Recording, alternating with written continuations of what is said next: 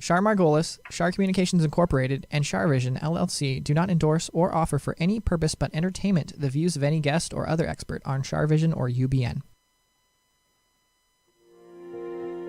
I knew things before they happened from the time I was a child. At the age of 8, I saw a spirit at the foot of my bed and didn't know what it was. And in my 20s, I finally realized I had a special ability that could help others. I have learned that love never dies. There is a spirit world that can communicate with us, and we all have the gift of intuition. Join me, and together we will explore the possibilities of the unknown from beyond and more. This is CharVision. Hey everybody, it's CharVision and I'm Char Margolis, and today is July 25th, 2025. Oh, 2525. What do you know? Okay. Well, I had a crazy experience this week, and the only person I could think of to call was my dear friend, Craig Campobasso. So we're bringing him in. He's an expert with extraterrestrials, and he has a book. Is your book? Where are you, Craig?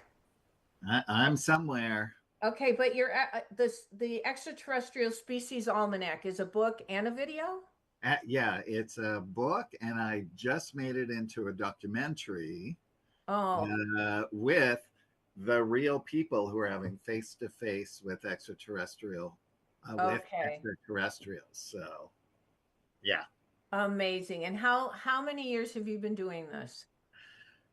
Well, I've been in the film business since I was 15, and but writing about I became enamored in learning about what was out there in the universe when I turned 26 and had a major spiritual awakening. So that's when all of this started for me. So Did you um, have like a visitation, or I did were you with abducted? three. No, not abducted. I would say more of a contactee, experiencer, that Mm-hmm. type of thing. A lot of my experiences happen in the astral. Okay. And so sometimes they started in the dream state, then they progressed into the astral. Uh-huh. And then from there, all of a sudden, I would wake up from having that astral experience, knowing I was somewhere else. Because you know, when you're awake in your soul, Yes. you're somewhere else. We've all Yep. experienced that. And then they would be standing at the foot of my bed in their astral forms. And Wow. all I ever felt was incredible unconditional love from them. And so they sort of guided me and woke me up for 2 years through a lot of different wonderful processes. Mm-hmm. And then there were three. There was one male and two females. And the male said to me, "It's now time to sit down and write the books that you came here to write. I want you to sit and write and write and write until you can write no more. And don't stop, don't edit." Now, way back then, I Mm-hmm. was so new to all this. I didn't know what channeling was. I didn't know what automatic writing was. I didn't know what seeing things visually, because I was seeing, hearing, and seeing everything that they were projecting into my mind. So I could see it vividly and describe it. And what did I'm getting a little feedback, Tony. Can you hear it? But I think it's because of the energy of the what's going on with all of us. That's really what I think. Could But be, could be. um, were you called a channeler? Were you called a conduit? What did they call you? Just I, I, I, I don't really have a name for what I do. Mhm. Um, I can tell you the experience that it is, which is a little bit different. It's um, telepathy on steroids, right? Because each one, and mind you, these are master teachers and created beings, and this type of energy, which is so high. So when it began, and they would come down, I had portals in my little one bedroom apartment way back when, and I could see them coming down the portals. I've always been able to see energy since I was a boy. And when they would come behind me, my body would ring with chills for 15 minutes because their energy was so high. So as time progressed, I acclimated more. And what they would do is come in, and what they do is share their feeling body with you. So you're feeling everything that they felt, everything through the experiences that they're relaying through me. Wow. It was such a deep, intricate connection. And they said that Wow. that's how they communicate up there. So if I was sharing one of my most profound experiences with you, Char, Uh-huh. you would feel it, and that experience would therefore become a part of who you are because you experienced it along Right. with me. Oh, right. Right. Right? Yeah. Right. Isn't Because that life is cool? school. We're here to learn, and Yes. that's how we Yeah. learn our lessons. And but it, I mean, but it's really like more than empathy. It's more than Oh empathy. yeah. It's It's like beyond. an Yeah. energetic, what would you call it? I don't even know what to call it, but it's Energetic amazing. synthesis. It's just up there. It's really amazing. And my apartments and condos over the years became energetic portals. Yep. And so when anyone would come over, they would just go into nirvana and say, "Oh my gosh, it feels so good in here." Oh, And everyone would just go into this great nirvanic state, and right. that kind of thing. Sometimes, when it got to be very late, I say, You have to you kick them do out. have to go. You can't like sleep over, you 20 people on the couch. That's, I understand that. Yeah. They wanted to be in your energy. Yeah, it was great. It was great. They love being in your energy. Yeah. Because It's beautiful. you're also a healer, which Yes. gets me to, if I didn't have Craig this week, I don't know what I would have done. I might have called my therapist that I haven't talked to in 20 years. So just to let the our Char visionaries know, uh, remember I told you guys the story about when I went to Mount Shasta, and Mount Shasta is a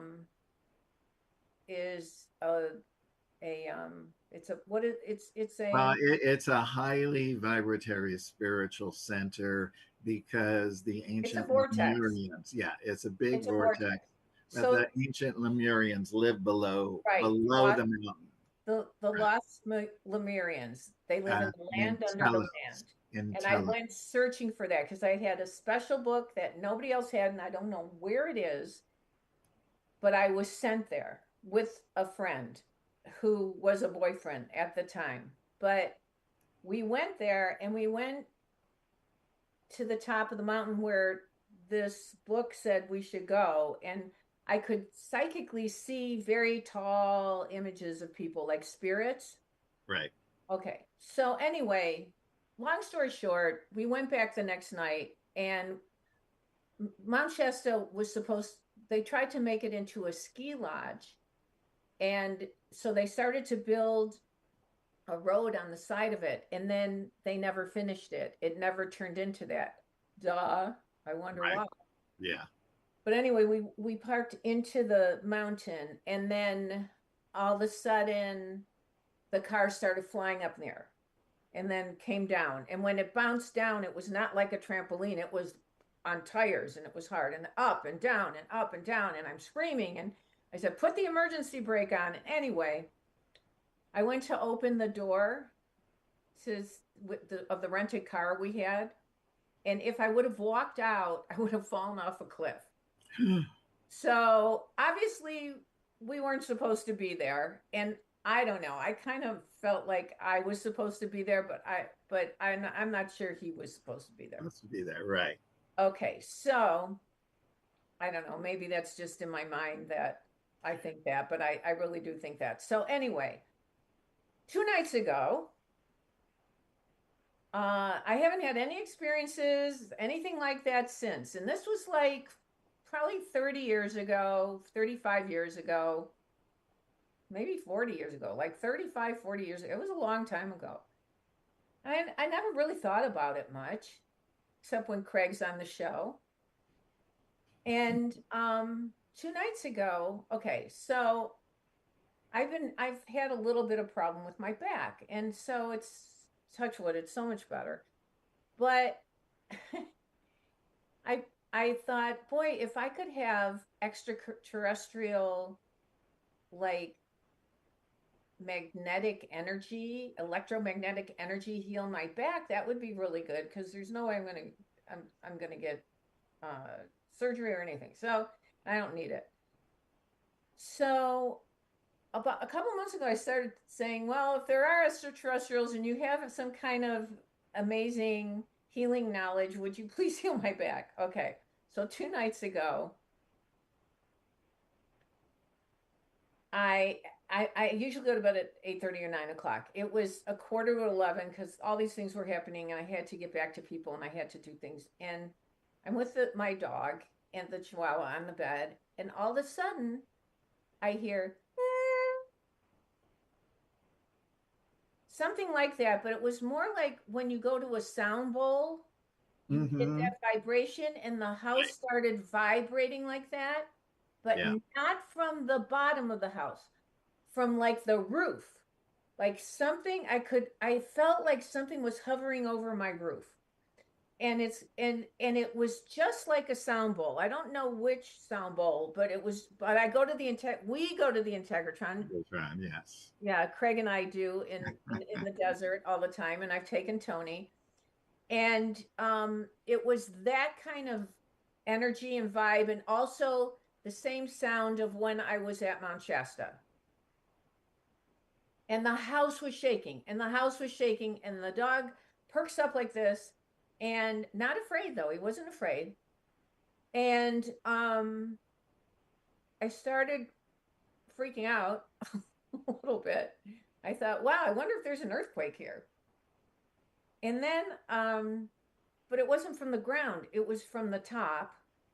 And then I went and looked outside, and I have acreage around me. So I wasn't about to step outside, Right. but I looked outside, because there's a big corral in front of me and woods. And I literally like I didn't see I think I might have seen a light, but I was so freaking out, I'm not sure what I was seeing. But I'm holding my six my 6 pound chihuahua like this, like protect me. And so then I went online, and it was 11 o'clock at night by then, and I Googled, is there any seismic activity in Southfield, Michigan? And there was like nothing for months or years or whatever. And then the next day I called my dear neighbor, Jim and Jan, and I said, did you have any shaking in your house by any chance? I didn't tell them what happened. I just texted them. And they said, no, everything's fine here. And I said, okay. So then I remembered years ago, I had another boyfriend. I, I've had a lot of boyfriends. And I had another boyfriend who I went grocery shopping, and he was in the house. And same house. I've had it for many years. And he was a comedian and a singer. And I thought, oh, like when I came back, I said, okay, I've got, here's food. I'm going to make food. I'm going to make dinner, whatever. He said, you just had a UFO land in your corral. I said, Joey, shut up. Stop it. Oh, yeah, of course I had a UFO in my corral. He goes, no, you really did. And I didn't believe him. I didn't believe him. And I said, you're so funny. And he was a comedian. So I was going, ha, ha, ha, ha, ha. Okay. He had no reason to lie. He had no reason to make that story up. Anyway, so I freaked out the other night. Poor Craig. I had him on the phone for an hour because you're the only person I know that, because if people think you're nuts, if you've never experienced this, people think you're crazy. And I already talk to dead people for a living. Right. I, Right. I already have that in my, in my whatever. So anyway, but here's the crazy thing. I haven't really been able to walk really far, and I walked really far today. But So that could be what I told you it was then. that it was a healing because Yes. but I also saw my healer yesterday. I want to give her kudos because she's amazing, but she also, they can do so much and other people can do so much. Right. But, in my experience of extraterrestrial wheelhouse, those are my experiences. And, I just want to, before I forget, I want people to look at the Extraterrestrial Species Almanac that Craig has. Do you have that up, Tony? Yeah, there you go. The Extraterrestrial, and tell us about this. So it's a MUFON book, the Mutual UFO Network, and they approached me to write this book back in 2019 because they know that I had been studying extraterrestrials since I was 26, right? And so I had a big repertoire of over 125 extraterrestrials that I knew that were physically visiting people who were having face-to-face contact, right? So I started writing the book, and there's 82. I could fit 82 races. It had to be under 300 pages. They just wanted thumbnail reviews at this point. 82 And what? 82 races. Extraterrestrial races? Yes, in the book. There's 82 of them? In the book, yeah, 82 in the book. Wow. But there's over, that I know of, over 125. But there are some of the contactees, like I've met and talked with extensively, two contactees of Alpha Centaurians, which are Nordic looking beings. And they say that they know of over something like 1,019,000 races that they've cataloged in this universe alone. Right? Those Nordic are beautiful looking. They are beautiful. They are beautiful. Yeah, they're really, really beautiful. And there's all different types as well. Some of the Nordics have Asian eyes and they're blue, which is just gives them this beautiful, look to them as well. And but what was interesting is when I was writing the book, is a woman called me who is a genealogist, and she wanted some info because we were related somehow, like I think fourth or fifth cousins.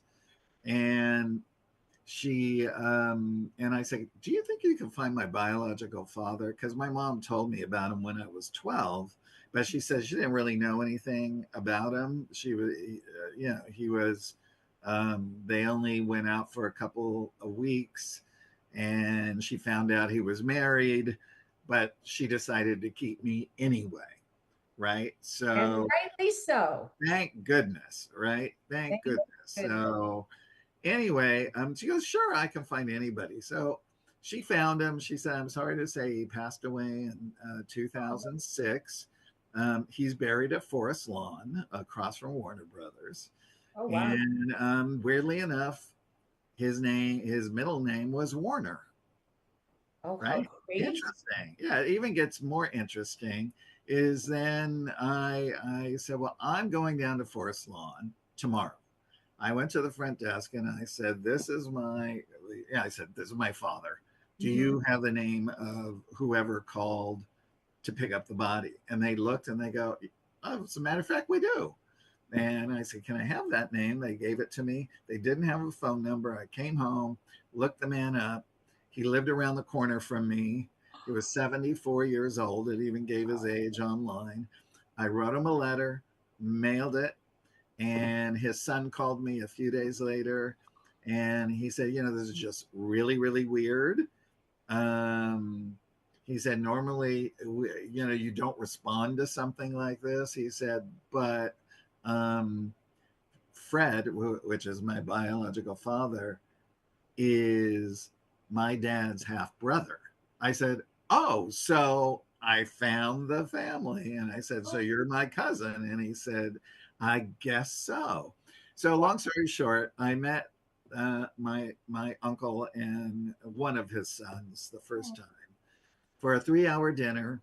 And I said, just tell me everything about him. And about an hour in, he told me about, how he was in the Air Guard when he was underaged. And then he went right into the Air Force. And then he said, oh, and by the way, he was in Project Blue Book. What is that?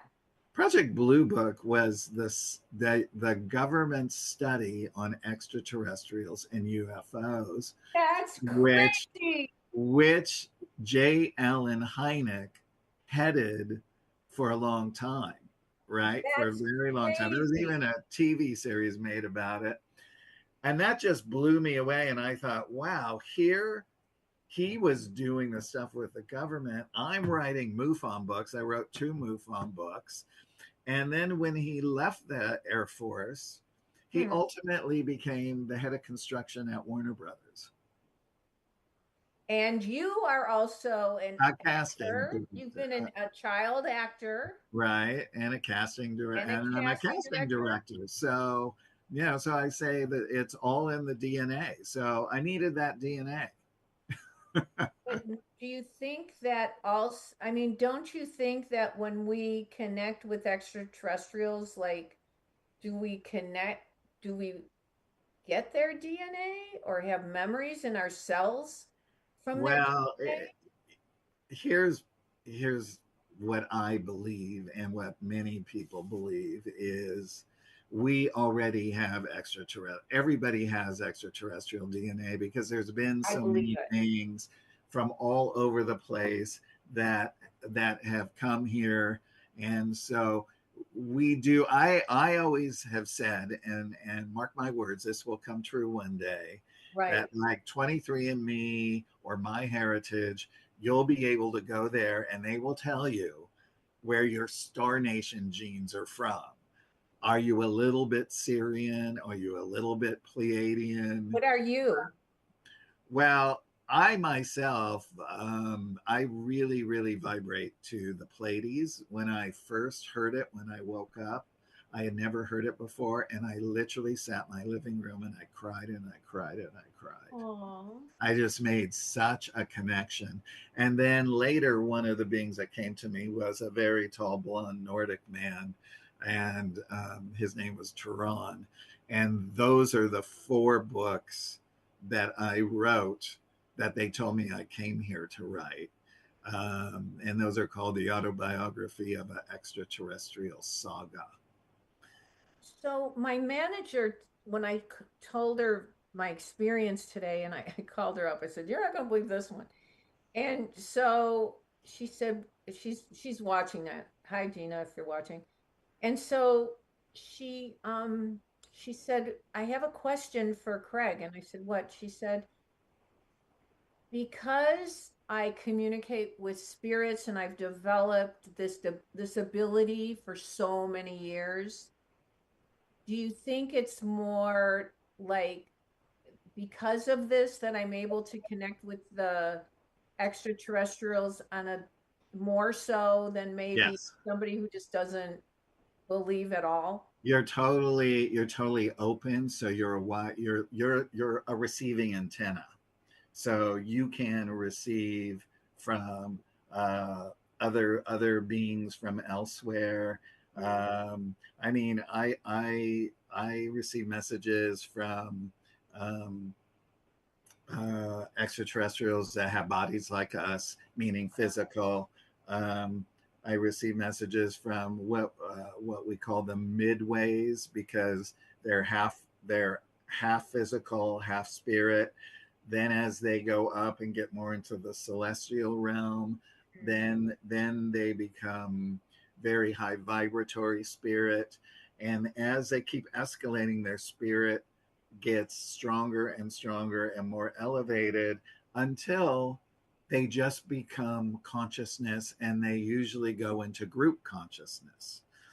So interestingly enough, Gene Roddenberry went, and there was it was called the Nine, and it was 9 beings that had advanced so far that they were just consciousness, and they channeled through this person back east, and like all of the heads of corporate America went, Gene Roddenberry went.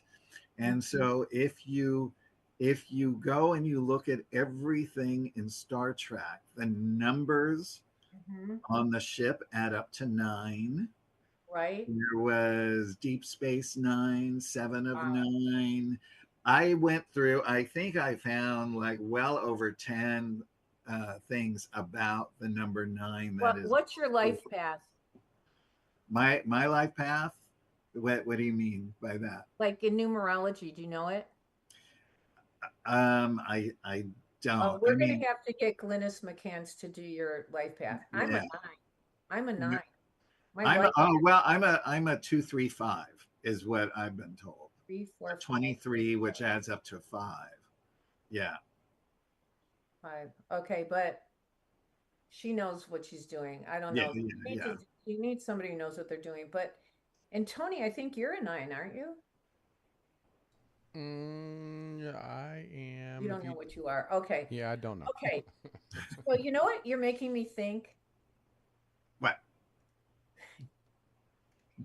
You know, like people are so into astrology, and I totally believe in astrology.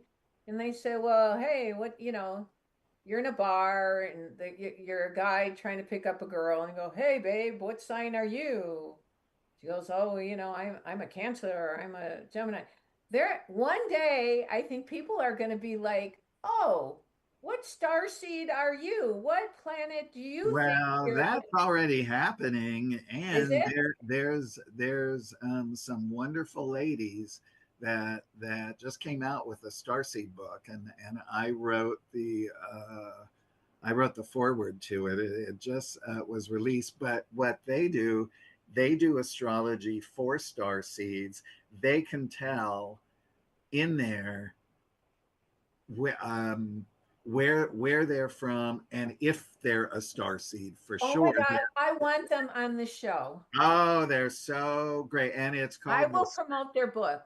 They're called the Starseed Radio Academy. And it's Ariel and Lavendar. I love that name, Lavendar. I just got the cover of the book. Let me just see what it's called again. Meanwhile, while you're looking, I want you guys to pick up the Extraterrestrial Species Almanac. Please, and there it is. And you got it. Listen, it's the future. I mean, it's already happening, but we're always ahead of our times on the show. This is our 10th anniversary this month. We're celebrating the 10th anniversary this month. But you need to go to Autobiography of a Net Of A-N-E-T. A-N-E-T. Like autobiography of an. I'm thinking, who's a net? Okay.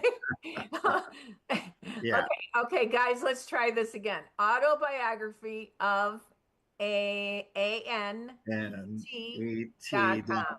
And then if when you buy it, any of my books on the website, I automatically sign them and personalize them for you. And also the brand new documentary to the book. It's the Extraterrestrial Species Almanac, the documentary. And like I said, you're going to hear from real people who are having face to face. One guy has several pictures and he tells you who each one is and why they came here and why they're still visiting here. All of that kind of stuff. We got Chip Coffey, you know who Oh, Chip right, is. right. Chip does the Mothman. Paul Hynek does Men in Black because his father was J. Allen Hynek in Project Blue But Book. okay, so I have two things. One, didn't you say to me on the phone the other night that you have a friend who had a friend who knew somebody who was experienced human life, but they really were uh like an alien? Well, there's many people that are hybrids, Yeah, and we were talking about hybrids, yeah. and in the documentary we go way deep into hybrids and how hybrids can come into being in many different ways. Mm-hmm. Um, what I think the story you're thinking of is I had a dear friend who has since passed on, and her father worked in the military, and they were exchanging DNA with extraterrestrials, human for Oh, extraterrestrial DNA. So, um, so when the mother became pregnant, um, the extraterrestrials injected on the father's, uh, okay, the three different kinds of extraterrestrial DNA. Now, it's not in how they look, it's mm-hmm. in their compassion and I get it. intelligence, right? I Because they get can that. single out those genes. And so she had very sort of translucent, glowy skin, Mm-hmm. almost like aqua eyes. Her fingers were a little bit Wow. different. She was so benevolent. She was so kind. She was just Mhm. the most beautiful soul. And I totally miss her. Oh, And but there are several. There's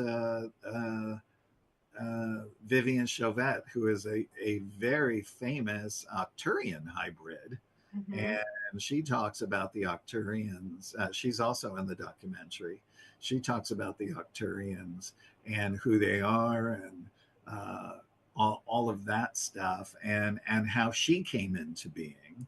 Mm-hmm. We also have a mantis hybrid, who a lot of people don't know that much about mantis beings, and then of course we have Barbara Lamb, who written two books on the hybrids, and Yvonne Smith, who has regressed well over two, I think between 2 and 3,000 people who have had extraterrestrial abductions or contact. You know, And so you're making me feel so sorry for Betty and Barney who were abducted in the 50s or whatever it was because people really thought they were off their rocker. they did, and we actually have Kathleen Martin, who is Betty's niece, who talks all about the case and brings in Really? new information in the documentary. Yeah, In your documentary? in my documentary, yes, I'm being yes. psychic. See, you're like me. Oh, get out! I love it. So here's the other thing. Like, my belief is that the world runs like a battery. There's always a positive and negative charge. So when I see spirits, there's positive and negative spirits. Correct. Yes. When the human beings, there's positive and negative human beings. And by the way, I know when we're reincarnated, the earth and being a human being is one of the hardest incarnations we can ever live. So that's right. And that it's a privilege to have a soul and a spirit to be in a body. It's a privilege for all of us. Yeah. But anyway, so I was thinking about the vortexes. So Sedona is a vortex, and Mhm. uh, uh, Mount Shasta. Oh boy, that's a vortex. Uh, Maybe my little piece of land here is Well, it is now. it is now, right? But then there's Yellowstone. And why are the animals leaving Yellowstone? I don't know if this has to do with extraterrestrial or if it's a warning about saving the planet. Or it could be a warning that something's going to blow there. Right. But I believe that if we don't take care of the earth, like Right. the Native Americans warned us. Right. The Native Americans cherish the earth and Mother Nature and warned us. And if we don't treasure our earth, then I think something's going to erupt. Right. Right. Yeah, and people always say, what can I do? And I say, look, if somebody is in distress or trouble, and even if you don't know them, if you feel an inkling to give them a hug or just see what's wrong or that kind of thing. I mean, sometimes we see things that we know, okay, I'm going to walk on the other side of the street because I've seen really dark things inside of some people on maybe 5 occasions. And I literally walked across the street just to avoid that energy. That energy is really, really tough. So, but it's, it's amazing, but it's, I can't wait for you to see the documentary. I can't wait to see it. Where do I see it? You could, you can rent it on Vimeo, or you could get a DVD on the website. Okay, you want to watch the trailer? Oh yeah, let's watch a trailer. Yes, please, let's watch it. All right, here we go.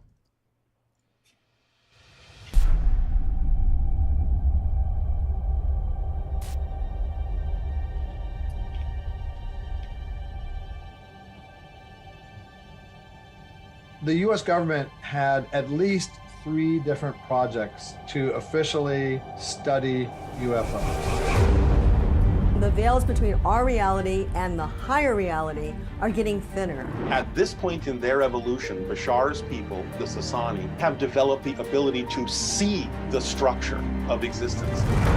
Earth itself is a type of science experiment by ascended beings. The whole universe is teeming with life. I acquire memories of being in my full 100% Arcturian self.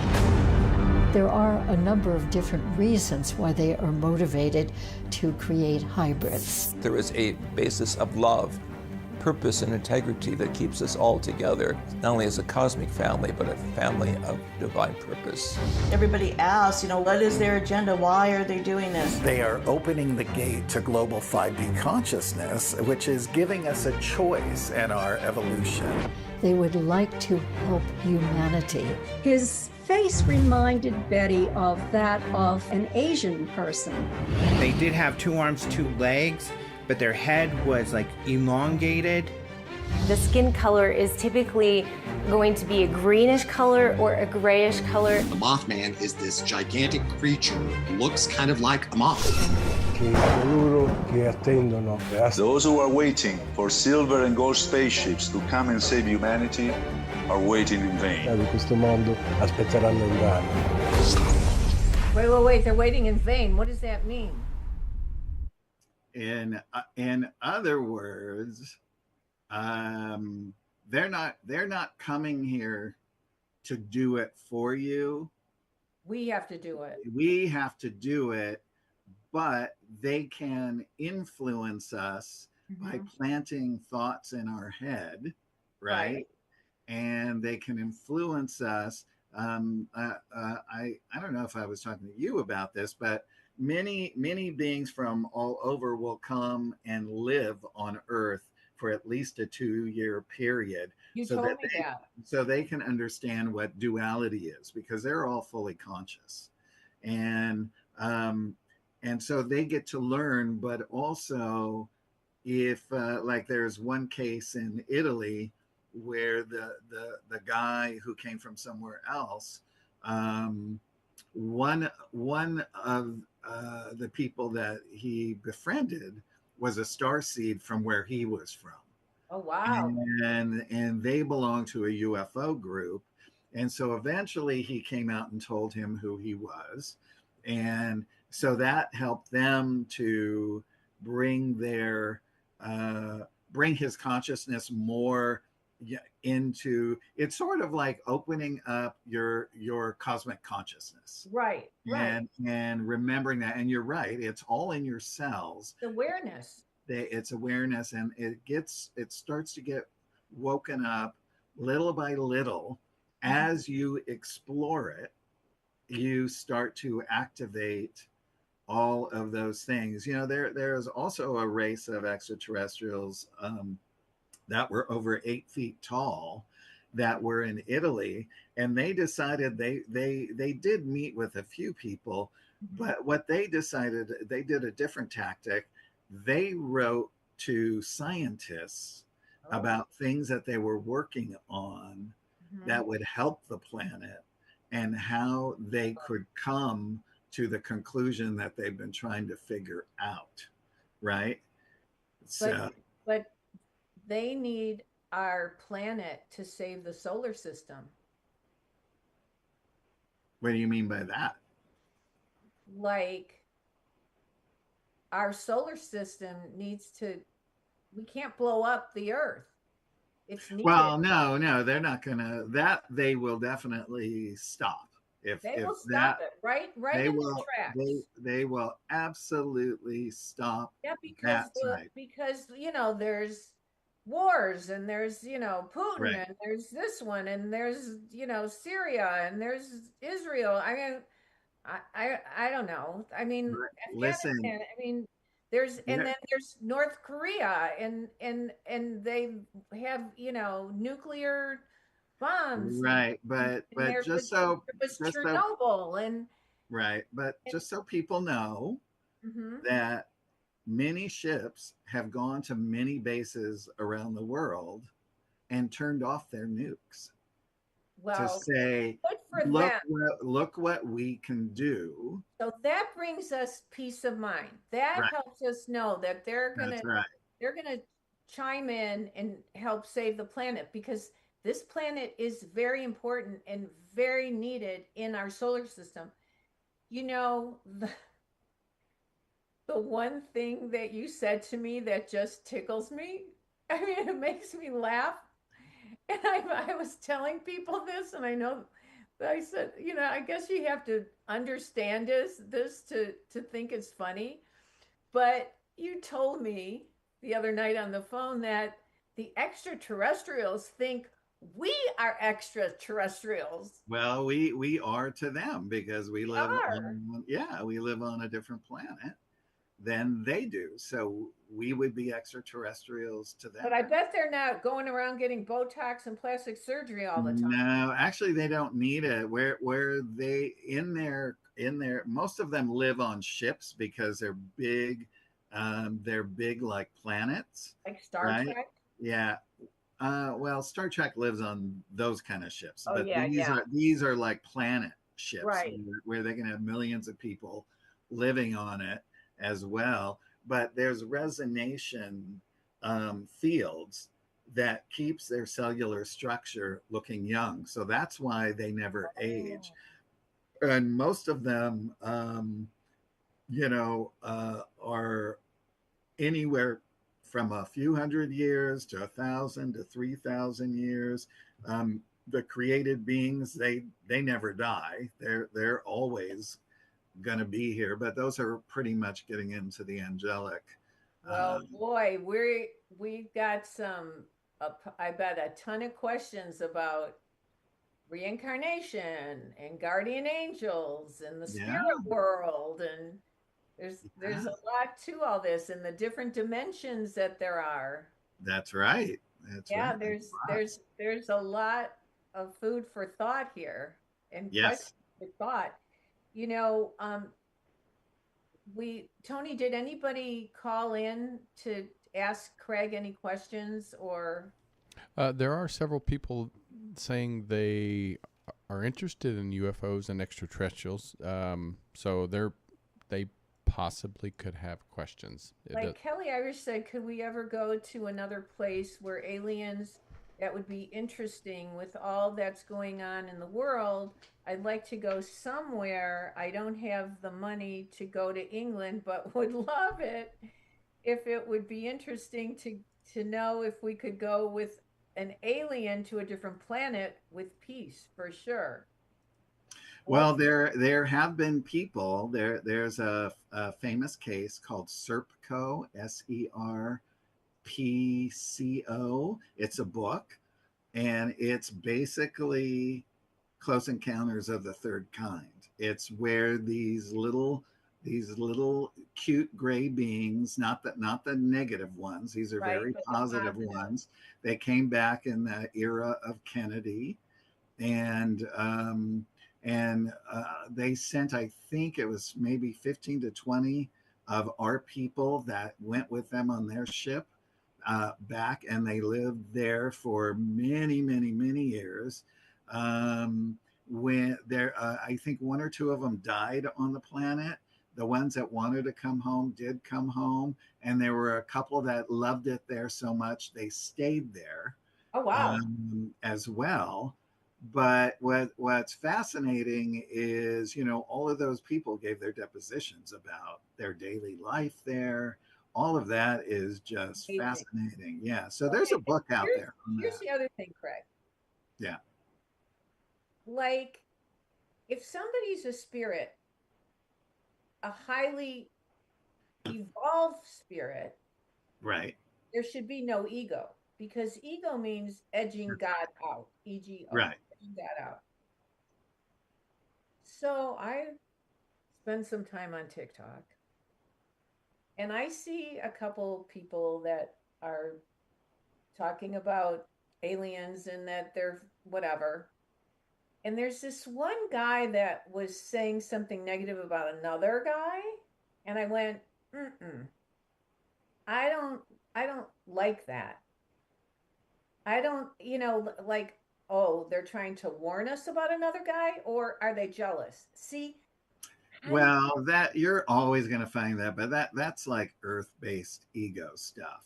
That's what I think. Yeah, I think, because I once knew a trance medium, and the spirit had an ego, and it was, so I never trusted trance mediums again because of that. It depends on who they're connecting to. Right, that's true. It does depend on who they're connecting. Well, will you come back again and again? Oh, absolutely. Yeah, we could talk about this stuff forever. Well, I see you this winter in the desert. Let's get together with Tony. Let's go to the Integratron. Let's see the sisters. Yeah, let's do that. I would love that so much. Make a plan.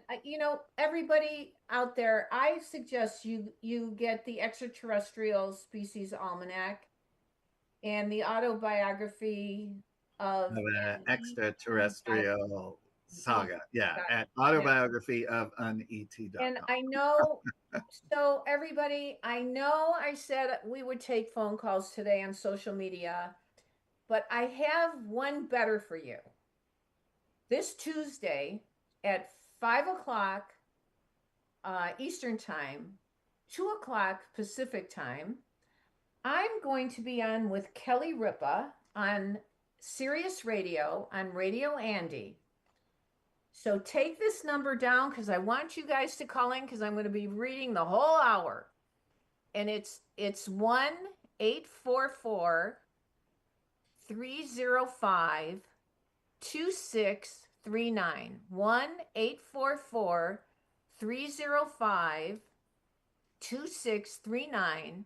I'll be taking your callers live the 29th of July, 2025 at 5 p.m. Eastern Time. And I will read for you. So call in, and I'm excited to connect with you guys with Kelly so we can experience this all with Kelly Ripa. And then the podcast of Kelly Ripa's, what's it called, Tony? It's called, I forgot. Let's talk off air. Let's talk off air. I'm sorry. Let's talk off camera. Sorry. Off camera. Let's talk off camera. And that will drop on August 6th. We're, wherever you watch podcasts. And I want to thank everybody for being here and watching CharVision. And I just want to say one thing to you, Craig, because I'm convinced, you were saying about the blue-eyed aliens. Mm-hmm. Well, look at that. Oh my gosh. I think he is definitely, he's got the thing on the little star. Yeah. And he's got blue eyes. And I'm convinced that he's got some DNA. I'm totally does. Totally does. And what's his name? What's the new one's name? Herbie. Herbie? Herbie. He's named Herbie. my father. Herbie Margolis. Oh. He's such a good boy.